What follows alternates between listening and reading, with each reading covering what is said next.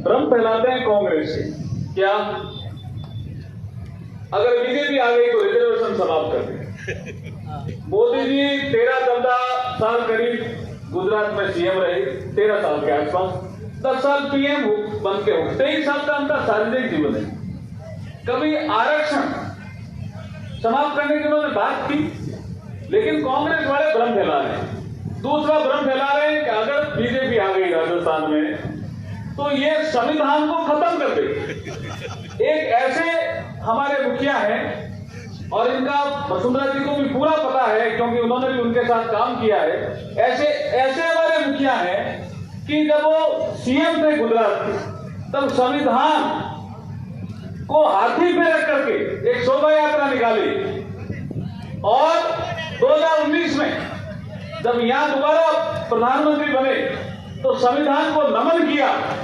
ऐसे प्रधानमंत्री जी के लिए ऐसी बातें बोल रहे हैं, इसलिए अशोक गहलोत की सरकार को तो उखाड़ के फेंकना। इसलिए मैं कहूंगा ये नारा जो राजेंद्र राठौड़ साहब ने कहा है, मैंने सीखा तो शुरू में ही है वो नारा, मारो भतीड़ो जोरा सुर लारो छूटे, मारो भतीड़ो जोरा सुर, मारो भतीड़ो जोरा सुर, लारो छूटे सोरा सु। जय बाबेली।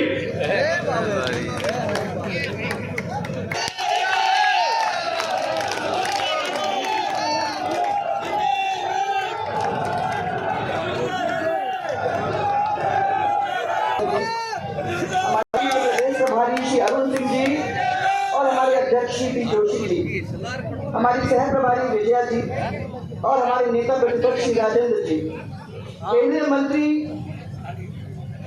यहाँ से सांसद श्री गजेंद्र सिंह जी,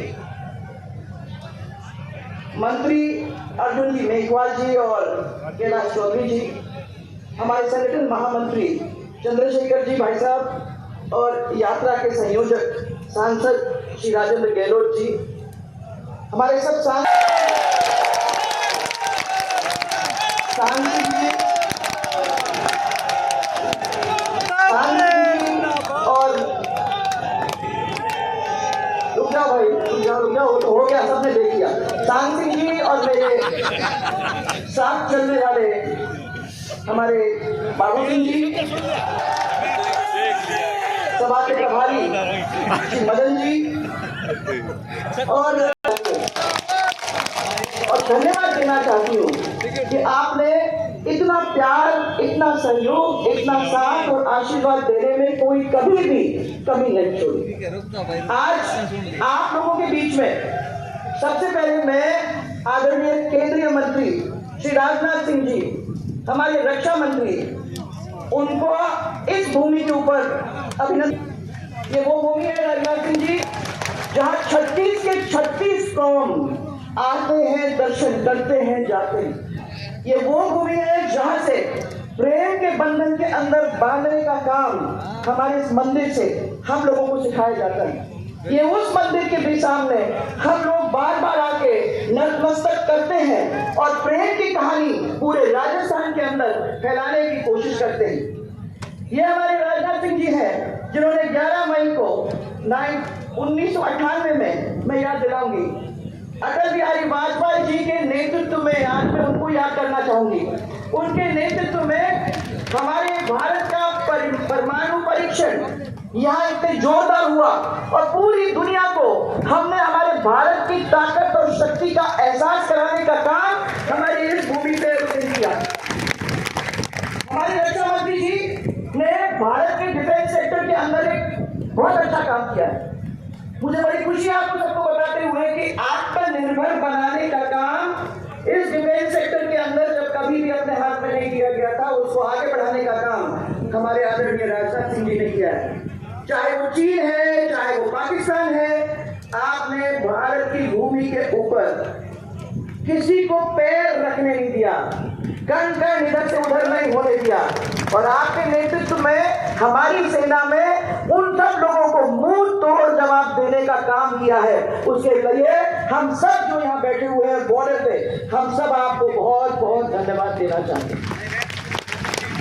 हमारा सौभाग्य है कि आज इस परिवर्तन यात्रा का आगाज आप हमारी इस पवित्र भूमि से करने के स्पष्ट बहुमत हमको मिला और नरेंद्र मोदी जी की सरकार आपने बनाई और नरेंद्र मोदी जी हमारे प्रधानमंत्री बने। और मुझे बड़ी खुशी है ये कहते हुए कि उन्होंने हमारे देश की धाक और साख पूरे विश्व के अंदर पिछले सालों के अंदर जमाने का काम बड़े जोरदार तरीके से किया है। करोड़ों देशवासियों के जीवन के अंदर खुशहाली लाने का काम किया है और देश में जो गरीबी है उसको कम करने का काम किया है। और सबसे बड़ी बात, राम मंदिर का निर्माण करने का काम किया है, जिस राम मंदिर के अंदर अब आज खाली सुनने की बात नहीं है परंतु वाकई में जाके दर्शन करने का काम हम और आप अब कर सकते हैं। ये जो 120 सीट थी उसमें से जो 31 सीट मारवाड़ की थी उस समय की, उसमें से 23 सीट आपने लाकर भारतीय जनता पार्टी की झोली में डालने का काम किया और हमने भी बहुत मेहनत करके आपकी जो सोच था उसके ऊपर खड़े उतरने का काम भी किया। 2013 के अंदर फिर से स्वराज संकल्प यात्रा निकली और हम जनता के बीच में फिर से गए और आपने देखा कि हालत क्या हो गई थी। 2003 के बाद सरकार सुखी थी परंतु जनता दुखी थी। सरकार सुखी थी और हमारे राजस्थान का परिवार फिर से उस कुर्सी पर बैठने का काम कर दिया। उस समय परिसीमन हो चुका था तो 33 में से, पर मेरे को बताया जा रहा है कि उस सड़क का तहस नहस करने का काम इन लोगों ने किया था। मैं ये चाह रही थी कि कोई एक्सीडेंट नहीं हो जो लगातार होते रहते हैं। मैं चाह रही थी कि वहां से अगर रास्ते से लोग चलना शुरू हो जाए तो बहुत सारे लोगों की जान बच जाए, परंतु इन लोगों ने उसके ऊपर ध्यान दिया नहीं। 2018 के अंदर फिर कांग्रेस आ गई, थोड़े से वोटों से अपन हारे और झांसे देख के कांग्रेस आपके बीच में आई। उन्होंने उंगलियों पे गिन के कह दिया कि हम तो 10 दिन के अंदर सब पूरे आप लोगों के जो भी कर्जे हैं वो सब माफ कर देंगे। बातों में आ गए भाई, ऐसा आना नहीं था। अगर अपन सोचते तो कौन कर सकता है 10 दिन के अंदर कर्जे माफ, ये भी सोचने की जरूरत थी। परंतु उनकी सरकार आई और आज आप देख सकते हो कि उससे भी हालत और भी खराब हो गई है। यहाँ कोई कानून नाम की चीज ही नहीं बची, ना कोई सरकार है और लूट आतंक ये रोज तक की कहानी है। हत्याएं रोज करीबन 7 तो हो ही जाती हैं, 20 दुष्कर्म आप लोगों के सामने हो ही जाते हैं, गैंग वॉर, गैंग रेप, क्या मैंने इन्होंने कुछ छोड़ा है? मैं ये पूछना चाहती हूँ। आज मैं खाली महिलाओं का ध्यान आरक्षण इसके ऊपर लाना चाहूंगी क्योंकि मैं समझती हूँ कि आपका ध्यान आकर्षित होना चाहिए महिला अत्याचार के ऊपर। हमारी इस राजस्थान की सरकार